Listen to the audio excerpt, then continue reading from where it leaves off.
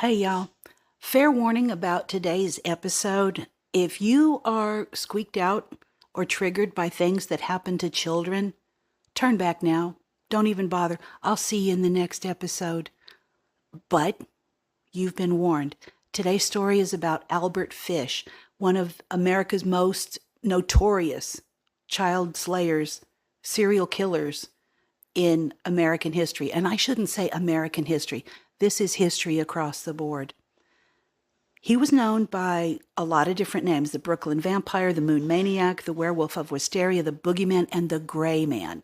I think the Gray Man was the most apt description of him. Thick gray hair, long droopy mustache, dressed in gray clothing, looked like somebody's grandpa. He was a man of small stature. He was like 5'5" and described as being very frail. So no wonder he targeted children. An adult would have taken him out in a second. The New York Daily Mirror dubbed him the most vicious child slayer in criminal history, and I think that's pretty apt. Even after over a century, that remains difficult to dispute. What separates Fish from other notorious killers is not merely the brutality of his crimes, but the mixed bag of mental illness that he suffered. Religious delusions, paraphilias, and he said that's what motivated his actions. His case is a challenge even to human psychology today. And just my personal opinion, we're going to draw some boundaries between what is insane and what is evil. Now, I know that some people don't believe that people are evil, but once we get to the end of the story, I'm going to leave that up to you to decide for yourself. House painter by trade and an interior decorator by his own self-description. He was a father of 6 and just an average-looking, nondescript person. But I can tell you, not all monsters look like monsters. He preyed on the demographic of marginalized people, poor people, minority kids that he thought would not be missed. But these were the children of families that loved them. And some of them would never give up. They kept a foot up the butt of the police and would not take no for an answer. Thank you, parents. But what are the police going to do? They couldn't find a trail to follow. There were no clues, not until they found the child's body, and they could look and tell that there was a signature, that this was done by the same perpetrator, but they couldn't find enough clues to make a trail. Also, let me mention, Peter Kudzanowski was also a child predator who was working in the same time in the same area. So they didn't know who did what because the signatures were very much the same. Same time, same place, and the police would not say that there was a serial on the loose, much less 2 of them, because we don't want people tripping out and starting off with some vigilante justice, which could very well have happened. He was only collared for 3 victims. Our Albert Fish was only collared for 3 victims, and it spanned decades. So I can't imagine that there were only 3. Some people say dozens. I say probably around 15. And yeah, he was most famous or most infamous for the Grace Budd case. That was particularly brutal, and it shot him into the headlines. And I aim to provide for you not only the details of that case, but several others. Let me start with his childhood, his family history. He didn't stand a chance if there was a chance to be given. His family history and childhood trauma. He was born into circumstances that psychologists identify as high risk factors for I can't speak today, I'm sorry, psychological disturbance. His family tree was riddled with mental illness. His mother suffered from hallucinations, auditory and visual. At least 2 of his relatives died in mental institutions with what we would diagnose today as schizophrenia or bipolar. This genetic predisposition to mental illness was the unfortunate foundation upon, let me just say it my way, we put a cherry on his fucked up little cupcake. His experiences started, well, his father, Captain Randall Fish, was already 75 years old at the time of Albert's birth. And he was a man of a different generation. He did not really have too much hands-on stuff with his kids. So he was absent for most of the formative years for Albert.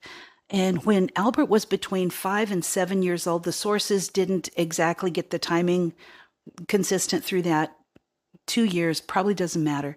Captain Fish died, leaving his mother unable to care for him financially. This loss led Albert to be placed in St. John's Orphanage in Washington, D.C., a decision that started that shitty little ball rolling. And yeah, the environment of St. John's Orphanage during the 1870s, early 1880s was not a nurturing or supervised environment. There was very little oversight then. It was a storage house for unwanted children or people that were unable to take care of their children to the orphanage. So Fish later reported severe physical abuse during that time.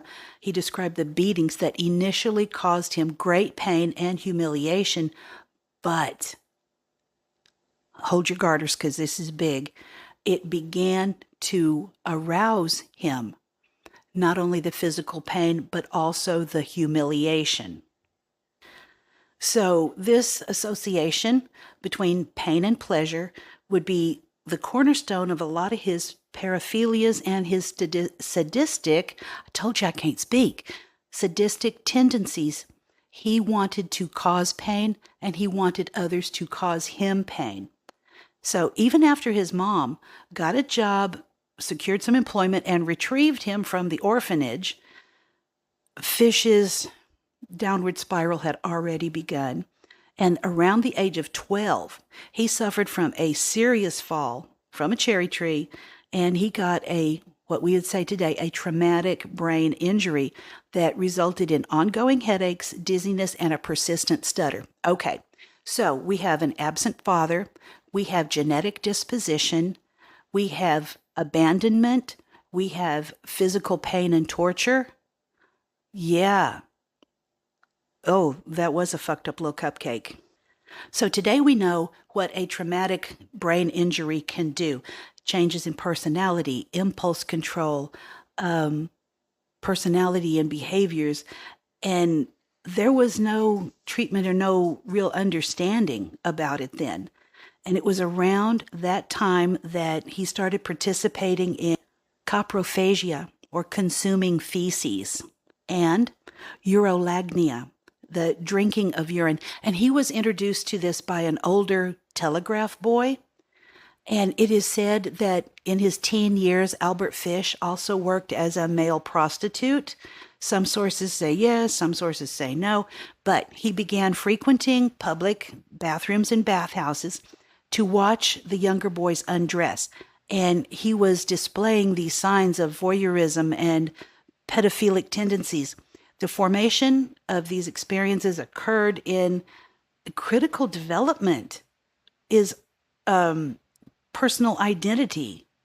And it just cemented these paraphilias into how he would express himself. By age 15, he had left school and begun working in a grocery store. And it was during this time period that he had asked his mother to change his name from Hamilton Howard Fish to Albert Fish. So I know that school was probably hell, but your last name is Fish, and yet you choose to change your first name. I think I know what this was about. Back in the orphanage, the kids used to call him Ham and Eggs, and to be shed of that reminder of what they called him, he wanted to change his name. I kind of get that. But here's what his mother said. It was like having my dead son return to life. Okay, Mom, great thing to say. So he renamed himself, and this is a theme that would continue throughout his life as he adopted various aliases and personas. In his late teens, Fish was apprenticed to a painter and decorator. That's where he learned his trade. And okay, this is perfect for him. and for absolutely no one else. He was allowed in the house to paint and to repair, to redecorate. These people had children, and he was allowed with them, the kids running around the house. Wow. It was a pick and choose for him. By 1890, he was around 20 years old. He had moved to New York City, and this is where they say he started engaging in prostitution, and he was molesting young boys and brutalizing them. He was also a frequent attendee of the bathhouses. This is also said where he transitioned from experiencing abuse to perpetrating it in a pattern that we see all the time in individuals with histories of childhood trauma. In 1898, Fish entered in what appeared to be a conventional chapter in his life when he married Anna Mary Hoffman. I think this was said to be arranged by his mother. She was 9 years his junior. So I wonder if that had any sort of attraction for him, being that much younger. But that's what I think. Together they had 6 children, with Fish assuming an outward role of the family patriarch. However, this veneer of normalcy concealed ongoing deviant behaviors. He never stopped. And yeah, still psychologically disturbed. The marriage only lasted until 1917, when it is said that Anna abandoned Fish and their children for another man named John Staub, but she really disappeared, as in poof, she's gone. So do you think she ran off, or that Fish did away with her because she was kind of a ball and chain, kind of kept him from doing as he pleased? But if she did run off, this is another instance of abandonment. So he went on to start doing some self-mutilation practices. And I've seen an x-ray where he inserted pins and needles into his groin area. And at the x-ray, they found 29 needles. I looked at it myself. I would be hard-pressed to give an accurate count. And if you asked 2 people, you'd probably get 2 numbers. His abdomen was scattered with pins and needles that he poked in and left. It's a wonder he didn't die of sepsis. In 1910, when he was still married to Anna Marie Huffman, he met a 19-year-old man named Thomas Keaton. In his later confessions, Fish revealed that Keaton was not mentally strong or very bright. Fish took advantage of these, like we said, marginalized and vulnerable, and entered into a sadomasochistic relationship with the teenager. Okay, y'all, you know what I know. If a person is mentally challenged, that is not good consent. However, we know that today. Yeah, oh boy. Fish took Keaton to an old farmhouse and tortured the boy over 2 consecutive weeks. Yes, weeks. Tying him up and cutting off his penis. In this chilling account, Fish recalled, and okay, I am going to let the AI voice read some of these letters to you because it's difficult, and I don't want that out there in my voice. So let me get that for you. I shall never forget his scream or the look he gave me. I had every intention of killing Keaton and dismembering the body. However, the weather was too hot, and feared that Ty would get caught due to the smell. So, I used peroxide on the wound, and left Keaton with nothing more than a $10 bill and a mutilated manhood. Took the first train I could get back home. Never heard what became of him or tried to find out. After then, he escalates, as they often do. The sadism, the masochism, Fish's sexual pathologies were extraordinary, both in number and severity. Psychiatric testimony during his trial would eventually identify at least 8 separate and distinct paraphilias, potentially the most extensive case they ever had to date. And I think it still holds up to this day. Well, he's way up there anyway. Among these were sadism, masochism, exhibitionism, cannibalism, coprophagia, urophilia, pedophilia, and infibulation. He just had a basket full. The defense psychiatrist described fish as a psychiatric phenomenon. No fooling, right? The development of these paraphilias they said it's gradual. Now, I don't think it's all that gradual, and he got started real early. Hypersexualization at an early age brings all kind of problems of its own, and here we are with Albert Fish. One of these incidents was he had watched the bisection of a human penis at a wax museum. I don't know if the penis was wax or, yeah, but different day and time, like I said. And they were doing this in the public, and they were allowing children or young people in there. So, yeah, good for you, Albert. So this kind of set off his self-harming practices. Fish's masochistic tendencies seem to evolve from a response of childhood beatings and active pursuit of pain for gratification. He was said to never have abused his own children, but I'm going to tell you, what I'm going to tell you is abuse. He had his children paddle him with a nail-studded board that he had created, and he called this the paddle of nails or the pain board. Yeah, they beat him around his butt and his groin region, and he really liked it. And considering his relationship of pain to gratification and then this being inflicted by his own children, I don't know if the children got it at the time, but I bet they come up with some issues. I always had a desire to inflict pain on others and to have others inflict pain on me. I always seemed to enjoy everything that hurt.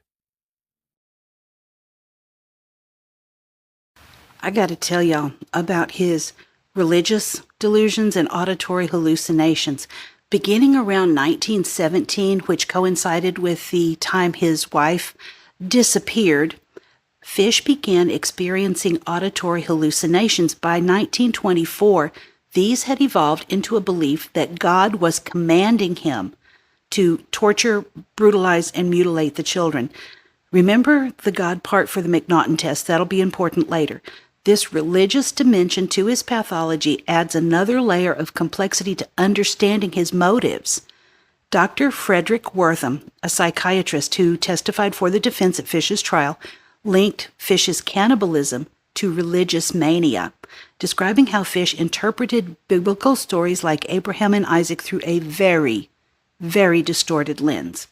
In Fish's twisted logic, cannibalism became a form of communion and the torture of children a type of sacrifice demanded by God. Wortham introduced the concept of insane knowledge to describe Fish's warped understanding of right and wrong based on his religious delusions and opinions of sin and atonement. Fish would later claim that the Apostle John had appeared to him and that the voices instructed him to his actions. While the claims might be viewed skeptically as convenient excuses offered during the trial, the extensive documentation of his mental illness across multiple institutions and many doctors, the evaluation suggests genuine psychosis. He was not malingering and he was not making up a story to keep himself on the front page. This is truly what he believed. Fish's patterns and methodology followed much of what we see today, choosing victims from the margins, people that wouldn't be immediately missed or actively investigated. He chose developmentally disabled and children, a predatory approach rather than a random opportunity. Fish used his unremarkable appearance and occupation to gain access to a bunch of potential victims. As a house painter in neighborhoods, he could identify the vulnerable targets. His grandfatherly appearance disarmed parents and children alike, allowing him to approach the potential victim without setting off the alarms. His methodology evolved, becoming more elaborate and more ritualized. He carried with him what he called implements of hell: a meat cleaver, a butcher knife, a small handsaw, tools that he used not just to dismember victims for practical disposal, but as instruments of sadistic fantasies.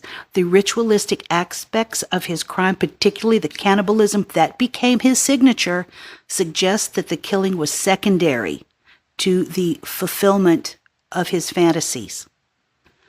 While Fish has confessed to 3 murders that the police were able to trace definitively to him, Fish claimed to have had children in every state, a deliberately ambiguous statement that could encompass any of his activities: the molestations, the brutalizations, killing, cannibalism.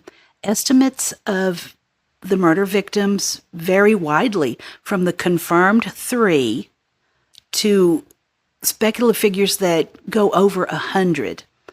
The truth likely is somewhere in the middle.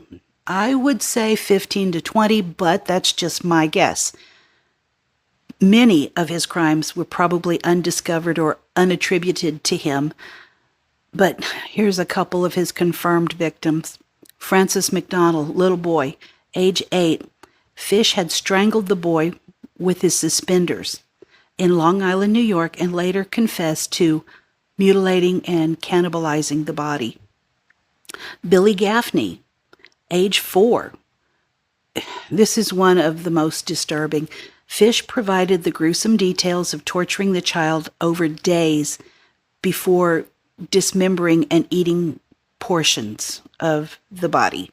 Okay, this is what happened with Lil Billy. He was sitting out in the hallway outside of his apartment playing with his little friend who is also named Billy. Big Brother was inside the apartment watching another child and listening for the kids. Well, Brother knows that when kids get too quiet, you got to go check. He stuck his head out the door. No kids. Neither Billy. None of them were there. So he raises the alarm. He calls everybody. And they found the little friend, Billy, terrified, huddling in a doorway a little bit away from where he was taken from. And they say, "Where's your friend?" And he says, "The gray man took him." Yeah, and the investigation started, and they found Billy Gaffney a time later. It was established by the detectives of the Manhattan Missing Persons Bureau that Fish was employed as a house painter in Brooklyn by a real estate company during the time that Gaffney disappeared. He was working at a location near where the boy was abducted. Gaffney's mother, Elizabeth, visited Fish in Sing Sing prison, accompanied by Detective King. She wanted to ask him about her son's death. Fish refused to speak to her. However, Fish claimed the following in a letter to his attorney that was forwarded to Elizabeth. I brought him to the Riker Avenue dumps. There is a house that stands alone, not far from where I took him. I took the G-boy there, stripped him naked, and tied his hands and feet, and gagged him with a piece of dirty rag I picked out of the dump. Then I burned his clothes, threw his shoes in the dump. Then I walked back and took a trolley to 59th Street at 2 a.m., and walked home from there. Next day, about 2 p.m., I took tools, a good, heavy cat of nine tails, homemade short handle, cut one of my belts in half, slit these half in 6 strips, about 8 inches long. I whipped his bare behind till the blood ran from his legs. I cut off his ears, nose, slit his mouth from ear to ear, gouged out his eyes. He was dead then. I stuck the knife in his belly and held my mouth to his body and drank his blood. I picked up 4 old potato sacks and gathered a pile of stones. Then I cut him up. I had a grip with me. I put his nose, ears, and a few slices of his belly in the grip.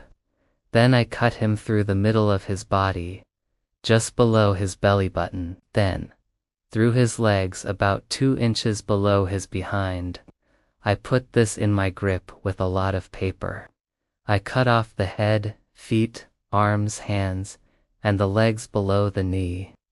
This I put in sacks weighed with stones, tied the ends and threw them into the pools of slimy water you will see all along the road going to North Beach.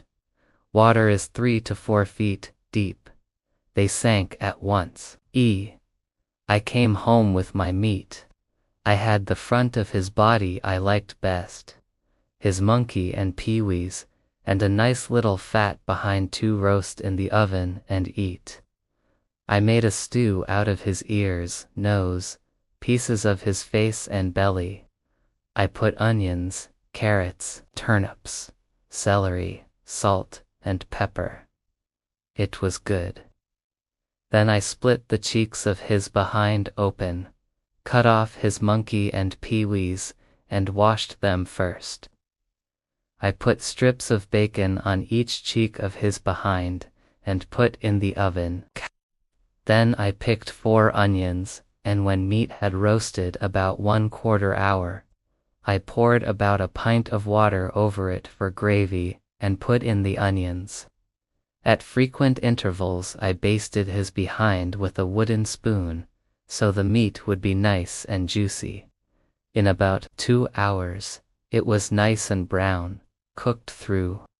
I never ate any roast turkey that tasted half as good as his sweet fat little behind did. I ate every bit of the meat in about 4 days. His little monkey was as sweet as a nut, but his peewees I could not chew. Threw them in the toilet. What a piece of shit. Oh, I can't. No, I just can't. Don't you imagine it either. Next victim is the one that got him hung up. Grace Budd, age 10, June 3rd, 1928. This was the murder that eventually led to Fish's capture. He abducted Grace from her parents' home in Manhattan under the pretense of taking her to a birthday party. Then he took her to an abandoned house where he strangled, decapitated, and dismembered her before consuming her over the next several days. Additional suspects, still upset about the letter.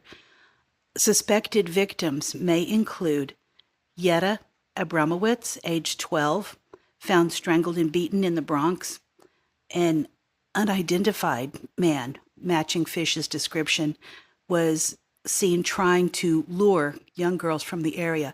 This was also one that could be contributed to Peter Kazanowski. Okay, I'm going to do an article on him. Let me see. I can have that to y'all by June 6th. Okay, so it's coming. And let's see. Mary Ellen O'Connor, age 16, February 1932. Her mutilated body was found in Far Rockaway, Queens, near a house that Fish had been painting. Emma Richardson, age 5, October 1926. Benjamin Collins, age 17, December 1932. Also listed as a possible victim. The true extent of Fish's crimes are never going to be known. He took some secrets to the grave with him. Here's what happened with Grace Budd, the abduction. The case would ultimately lead to his capture on May 25th, 1928. He had responded to a classified ad placed by an 18-year-old Edward Budd who was seeking employment.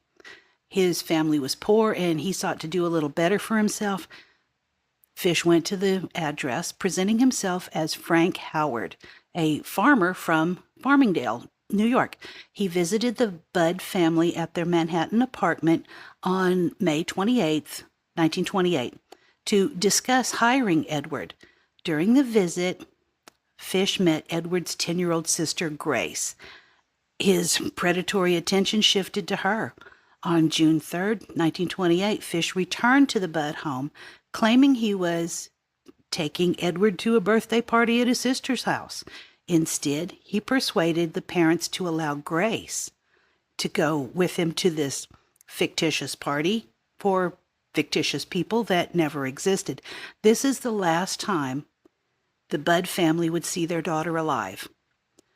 Fish took Grace to an abandoned house known as Wisteria Cottage in East Irvington, New York, inspiring one of his nicknames, the Werewolf of Wisteria. He strangled her, decapitated, and dismembered her body. Cannibalized her remains over several days. In September 30th, a man named Charles Edward Pope, superintendent of Wisteria Cottage, was arrested as a suspect in Grace's disappearance.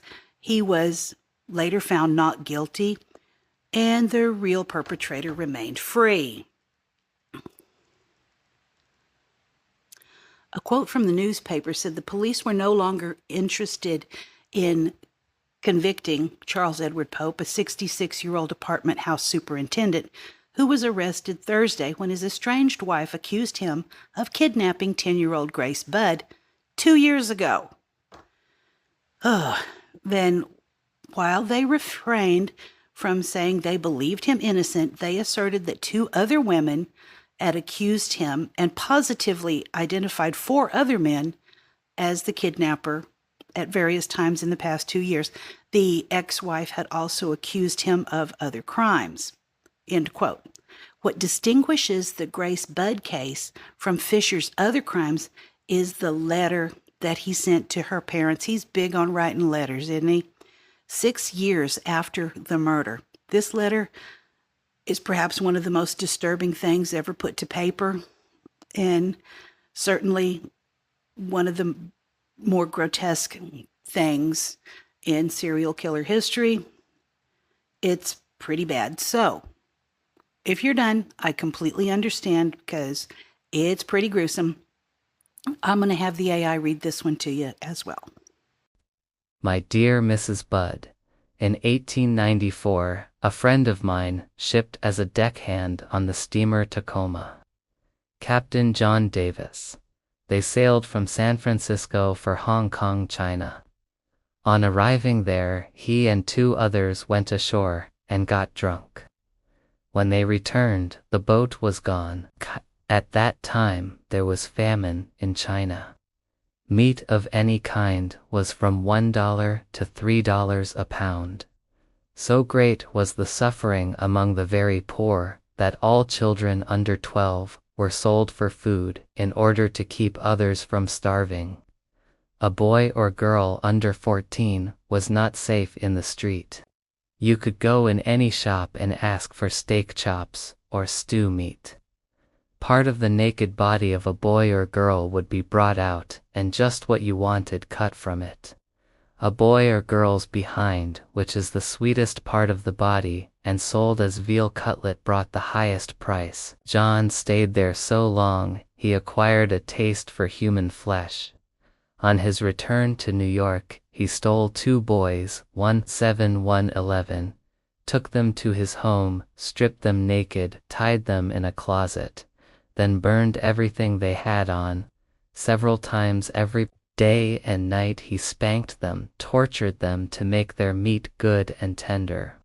First he killed the 11-year-old boy, because he had the fattest ass, and of course the most meat on it. Every part of his body was cooked and eaten, except the head, andy bones and guts. He was roasted in the oven, all of his ass, boiled, broiled, fried and stewed. The little boy was next, went the same way. At that time, I was living at 409 East 100th Street, near the right side. He told me so often how good human flesh was, I made up my mind to taste it. On Sunday, June the 3rd, in 1928, I called on you at 406 West 15th Street. Brought you pot cheese and strawberries. We had lunch. Grace sat in my lap and kissed me. I made up my mind to eat her, on the pretense of taking her to a party. You said yes, she could go. I took her to an empty house in Westchester I had already picked out. When we got there, I told her to remain outside. She picked wildflowers. I went upstairs and stripped all my clothes off. I knew if I did not, I would get her blood on them. When all was ready, I went to the window and called her. Then I hid in a closet until she was in the room. See, when she saw me all naked, she began to cry and tried to run down the stairs. I grabbed her and she said she would tell her mama.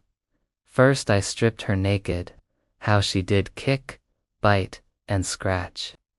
I choked her to death, then cut her in small pieces so I could take my meat to my rooms, cook, and eat it. How sweet and tender her little ass was roasted in the oven. It took me 9 days to eat her entire body. I did not fuck her, though I could have, had I wished. She died a virgin. Yeah, it's pretty horrifying. But this letter, in horrifying context, contained the clue that would eventually get Fish busted. The letter and envelope bore the letters NYPCBA. That stands for the New York Private Chauffeurs Benevolent Association. Police were able to trace this to a rooming house where Fish had stayed, where a janitor associated with the organization had left similar stationery. Detective William King set up surveillance at the rooming house, and on December 13th, 1934, when Fish returned, he was apprehended. Reports indicated that Fish had brandished a razor blade before being disarmed by King. Well, and this was not a little razor blade like you and I might think of currently, the little 1-inch square metal thing. This was like a straight razor, so it was a sizable weapon. Upon his arrest, Fish did not deny the murder of Grace Budd. He confessed, and they were able to launch a more comprehensive investigation that would eventually link him to the deaths of Francis McDonnell and Billy Gaffney as well. Let the trial begin. Defense strategy and psychiatric testimony at Fish's trial for the murders of Grace Budd began on March 11, 1935, in White Plains, New York, and it lasted 10 days. His court-appointed attorney, James Dempsey, pursued the insanity defense, the only plausible strategy given Fish's confessions and the overwhelming evidence against him. The defense presented an impressive array of psychiatric testimony. Dr. Frederick Wortham, who we talked about earlier, had examined Fish extensively and declared him psychiatric phenomenon. And he suffered from a concatenation of perversions, a technical way of describing the unprecedented array of abnormalities observed in a single individual, where Wortham linked Fish's cannibalism and other behaviors to a religious mania, explaining how Fish interpreted biblical passages through the lens of his psychosis. For example, Fish reportedly became fixated on the story of Abraham and Isaac, interpreting it as a demand, a divine command to sacrifice children. The defense introduced x-rays showing the needles in his pelvic region, visual evidence of his extreme masochism and self-mutilation that Dempsey argued no sane person would inflict upon themselves. You think? No kidding, right? Additional testimony documented Fish's history of auditory hallucinations, delusions, and a family history of mental illness. Now, we're going to go on to the McNaughton rule that we had mentioned earlier, and this can get kind of complicated. So here we go. The McNaughton rule, which is sometimes spelled Mac-Naughton, was the first legal test for criminal insanity. The test originated in 1843 in England during the case against Daniel McNaughton. He shot and killed the secretary to the Prime Minister, Edward Drummond, believing he was the Prime Minister. During his arrest, McNaughton claimed he needed to murder the Prime Minister because the Tories were conspiring against him and he wished to murder him. At trial, McNaughton put forth, and his counsel put forth, a defense of insanity, offering expert testimony and other evidence to support the following. The instructions from the judge toward the jury's verdict was not guilty by reason of insanity, and McNaughton spent the rest of his life in a mental institution. After the public outrage of the verdict, a stricter test for criminal insanity was imposed. Under this McNaughton test, all defendants are presumed to be sane unless they can prove otherwise.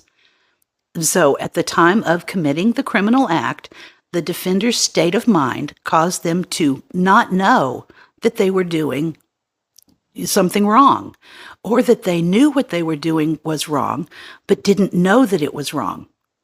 Yeah, it got complicated. A common example of the second prong is if a person is acting on orders from God. The prosecution, led by Westchester County District Attorney William Copeland, did not dispute the facts of Fish's numerous paraphilias and disturbing behaviors. Instead, they argued that despite these abnormalities, Fish understood the nature and wrongfulness of his actions, the standard for legal sanity under McNaughton rule that governed insanity defenses at the time. The jury makes a decision. After deliberating, the jury reached a seemingly contradictory conclusion. While they unanimously believed that Fish was insane, they found him legally sane and guilty of murder.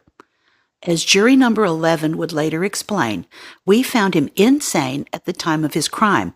We also found him sane on the legal question involved in the murder of Grace Budd. That meant the death penalty. His apparent paradox reflects the gap between psychiatric and legal definitions of insanity, with the jury essentially concluding that, despite Fish's severe mental illness, justice demanded his execution. On March 26, 1935, Fish was sentenced to death by electrocution at Sing Sing prison. He reportedly thanked the judge for his sentence, viewing execution as a supreme thrill, a final expression of his lifelong desires. None of the jurors doubted that Fish was insane, but ultimately, as one later explained, they felt he should be executed anyway. They found him to be sane and guilty, and the judge sentenced the defendant to death. In his final days, Albert Fish arrived at Sing Sing prison in March 1935 and spent approximately 10 months on death row before his execution on January 16, 1936. During this period, he continued to display bizarre behaviors, wrote rambling letters filled with fantasies and religious delusions. Some accounts suggest that Fish was excited about his impending execution, viewing it as the ultimate fulfillment of his desire. He reportedly declined when asked about his final meal request, stating that it would be a waste of taxpayer money. You think he would have gotten what he asked for, considering his cannibalism? I don't think.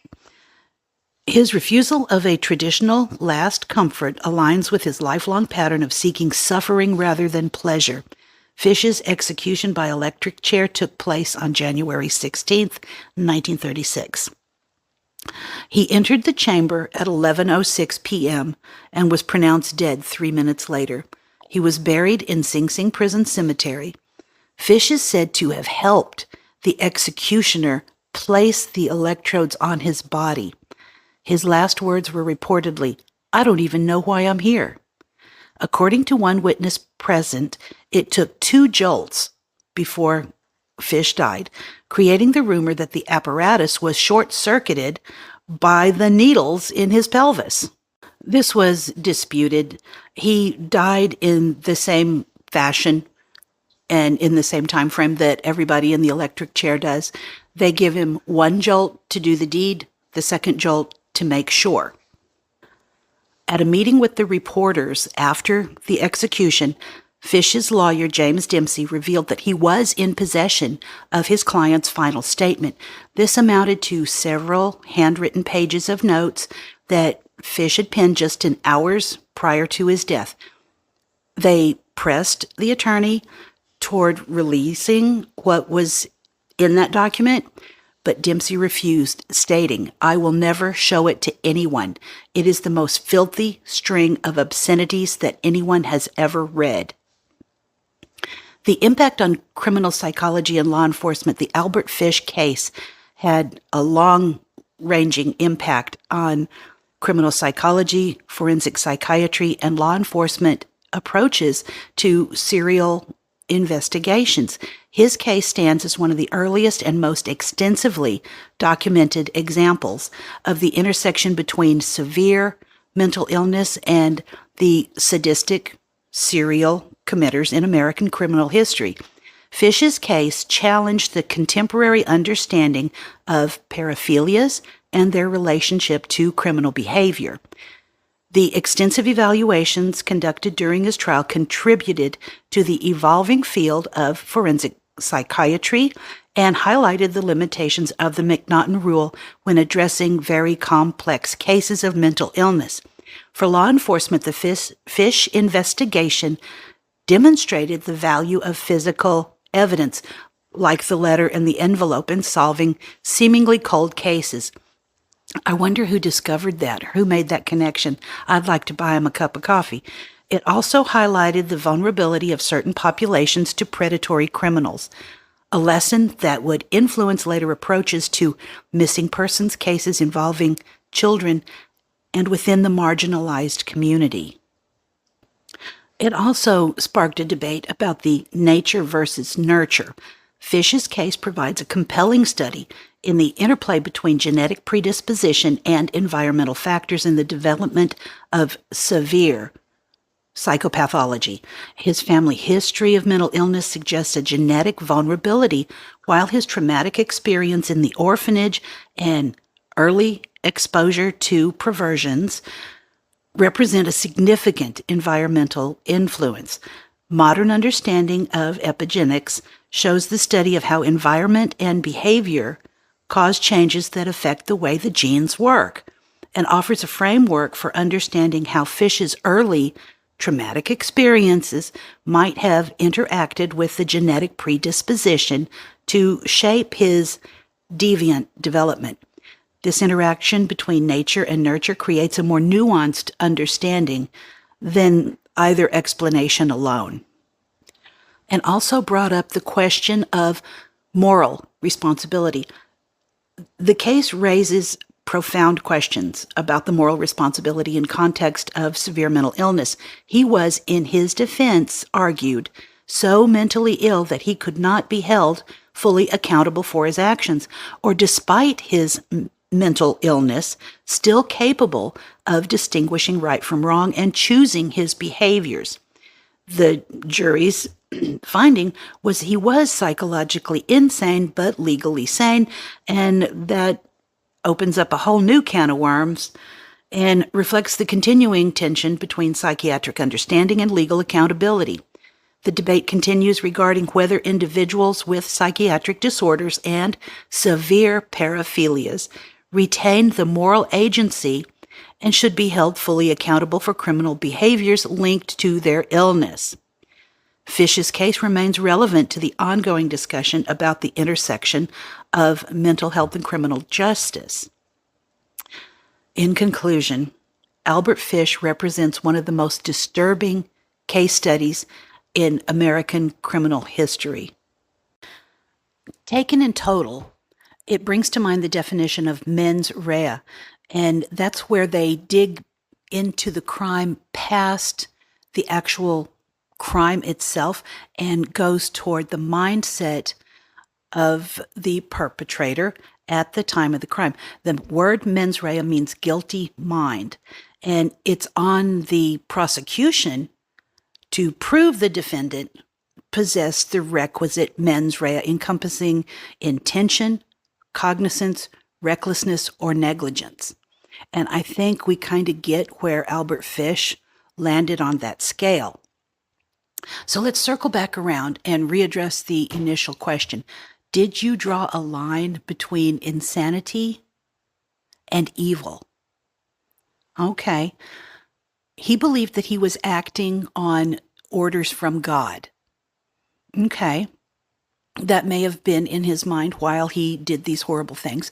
But instead of writing letters to the parents that said, your child was a sacrifice or your child died for the greater good, he wrote recipes of how he cooked and ate their family member. Okay. Well, I can't tell you what to think. And I certainly don't want to influence you to go all out and say, everybody's evil, everybody that commits these crimes. But it was an evil act. So I leave it up to you to decide.